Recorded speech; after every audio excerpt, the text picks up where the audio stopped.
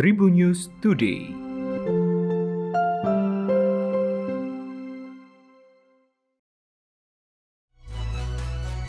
Halo, apa kabar Tribuners? Berjumpa kembali bersama Hakim di Tribun News Today. Hakim akan berbagi informasi menarik hari ini, mulai dari informasi nasional, regional, selebritis, dan juga olahraga. Menteri Koordinator Bidang Pembangunan Manusia dan Kebudayaan atau Menteri PMK Muhadjir Effendi mengumumkan akan adanya perubahan aturan syarat perjalanan menggunakan pesawat dari dan juga ke wilayah Bali serta Jawa. Menurut Muhadjir akan ada perubahan syarat perjalanan dengan pesawat yang tidak lagi mengharuskan menggunakan tes PCR, tetapi cukup menggunakan tes antigen saja. Menanggapi hal tersebut, juru bicara Kementerian Perhubungan atau Kemenhub, Adhita Irawati mengungkapkan, pihaknya masih menunggu penetapan dari Satgas COVID-19 terkait aturan perjalanan tersebut. Sebelumnya, Satgas COVID-19 menerbitkan SE nomor 21 tahun 2021 tentang ketentuan perjalanan orang dalam negeri pada masa pandemi COVID-19. Dalam SE ini ada penyesuaian aturan untuk penumpang pesawat yang melakukan perjalanan dari dan juga ke wilayah Jawa serta Bali. Aturan terbaru perjalanan penumpang disesuaikan yaitu tidak lagi diizinkan menggunakan hasil tes negatif COVID-19 dengan metode rapid test antigen, melainkan wajib menggunakan PCR test. Juru bicara Satgas Penanganan COVID-19 Wiku Adhisa Smito mengatakan, penyesuaian aturan perjalanan untuk penumpang pesawat ini menyusul adanya perubahan aturan load factor pada transportasi udara. Selain itu, Wiku juga menjelaskan, meski tidak ada lagi batasan untuk load factor di pesawat, tetapi maskapai wajib menyediakan 3 row seat untuk penumpang yang memiliki gejala COVID-19. Kemudian Adhita juga mengungkapkan bahwa saat ini untuk kapasitas penumpang pesawat sudah diizinkan lebih dari 70%. 3 kepala daerah sekaligus buka suara terkait tewasnya mahasiswa Universitas Negeri 11 Maret saat diklat Menwa. Mereka adalah level Gubernur Jawa Tengah Ganjar Pranowo, Wali Kota Solo Gibran Rakabuming Raka, dan Bupati Karanganyar Juliat Mono. Korban inisial GE 20 tahun itu merupakan warga di Dusun Keti, Desa Dayu, Kecamatan Karangpandan, Karanganyar, Jawa Tengah. Kini kasus sudah naik penyidik. Puluhan saksi diperiksa dan olah TKP dilakukan di banyak tempat. Tewasnya mahasiswa saat mengikuti pendidikan dan latihan dasar atau Diksar Menwa UNS menjadi pelajaran penting. Cukup mahasiswa berinisial GE itu saja yang jadi korban dugaan kekerasan saat diklat.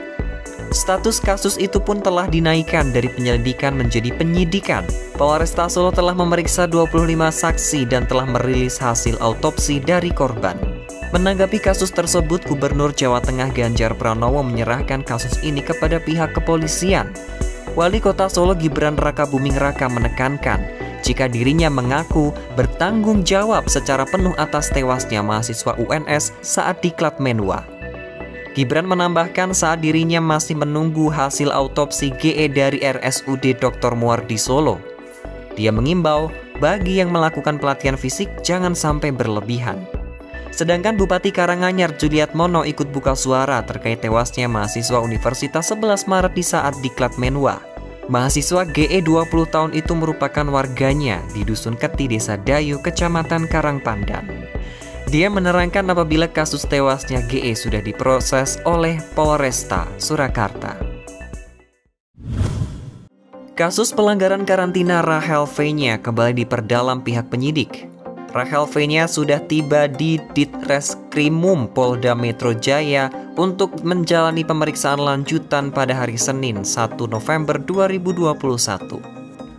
V-nya hadir bersama Salim Nauderer, manajernya dan kuasa hukumnya sekiranya pada pukul 8:58 waktu Indonesia bagian Barat. Padahal dari informasi jadwal yang diterima awak media, Rahel V-nya akan diperiksa sekitar pukul 10 waktu Indonesia bagian Barat. Rahel V-nya dan Salim kompak menggunakan kemeja hitam dan irit bicara saat awak media mulai menanyakan soal kedatangannya. Di Reskrimum Polda Metro Jaya Kombes Tubagus Ade Hidayat mengatakan, Pemeriksaan terhadap Rachel Fenya dilakukan sekitar pukul 10 pada hari Senin, 1 November 2021.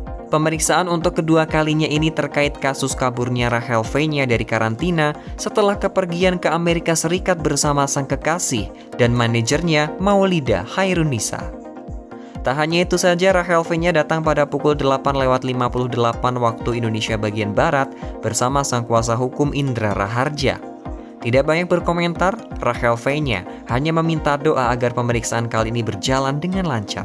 Kabid Polda Humas Metro Jaya Kombes Pol Yusri Yunus sempat mengatakan bahwa berdasarkan hasil gelar perkara kasus Rachel Fenya kabur karantina dinaikkan dari penyelidikan ke penyidikan. Meski begitu, hingga saat ini status hukum dari Rachel Fenya masih sebagai saksi. Sekedar informasi, Rachel Fenya dan Salim beserta manajernya diperiksa terkait dugaan pelanggaran karantina dan wabah penyakit. Keduanya kabur dari kewajiban karantina usai pergi berlibur ke Amerika Serikat beberapa bulan yang lalu. Atas kasus tersebut, Rachel Fenya dijerat pasal 93 Undang-Undang RI Nomor 6 Tahun 2018 tentang karantina kesehatan dan pasal 14 Undang-Undang Nomor 4 Tahun 1984 tentang wabah penyakit menular. Kevin Sanjaya Sukamulyo dan juga Marcus Fernaldi Gideon dikalahkan wakil Korea Selatan Ko Sung Hyun dan juga Shin Baek Cheol di babak final French Open 2021. The Minions, julukan Kevin dan juga Gideon, dikalahkan 2 game langsung dengan 17-21 dan 20-22 di Stade Pierre de Coubertin, Prancis pada Minggu 31 Oktober 2021. Pasangan ganda putra Korea Selatan bermain dengan rapi dan memiliki pertahanan yang solid. Kevin Gideon dipaksa tumbang dalam waktu 16 menit dengan skor 17-21 di game 1. Ko Seung dan juga Shin kembali membuka poin keunggulan atas Kevin Gideon di game kedua. Mereka bermain lebih ofensif. Alhasil, The Minions, julukan untuk Kevin dan juga Gideon, tertinggal 4 poin di awal game 2 dengan skor 1-5. Asa dibangun The Minions dengan mencoba bermain lebih rapi dan meminimalisir kesalahan. Kevin dan juga Gideon berusaha mengejar keketinggalannya terhadap pemain asal Korea tersebut. Namun ganda putra wakil Korea Selatan masih memimpin keunggulan 4 angka dengan skor 7-3, kemudian 4-8 atas Kevin dan juga Gideon. Alih-alih mengejar ketertinggalan, Kevin dan juga Gideon justru membuat sejumlah bola out yang menguntungkan wakil Korea Selatan. Jelang interval game kedua, Kevin dan juga Gideon masih tertinggal 3 angka dengan skor 7-10. Hingga akhirnya, Kevin Gideon tertinggal 4 poin di paruh pertama game kedua dengan skor 7-11.